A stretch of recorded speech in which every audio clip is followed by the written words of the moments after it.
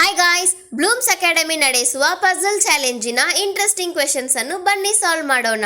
First question, ವಿಜ್ಞಾನ ವಿದ್ಯಾರ್ಥಿಯು ಬೀಕರ್ನಲ್ಲಿ 2 ಪಾರದರ್ಶಕ ದ್ರವಗಳನ್ನು ಬೆರೆಸುತ್ತಾನೆ. ಪರಿಣಾಮವಾಗಿ ಮಿಶ್ರಣವು ಇನ್ನು ಸ್ಪಷ್ಟವಾಗಿರುತ್ತದೆ. ಆದರೆ 5 ನಿಮಿಷಗಳ ನಂತರ ಇದು ಇದ್ದಕ್ಕಿದ್ದಂತೆ ಪ್ರಕಾಶಮಾನವಾದ ನೀಲಿ ಬಣ್ಣಕ್ಕೆ ತಿರುಗುತ್ತದೆ.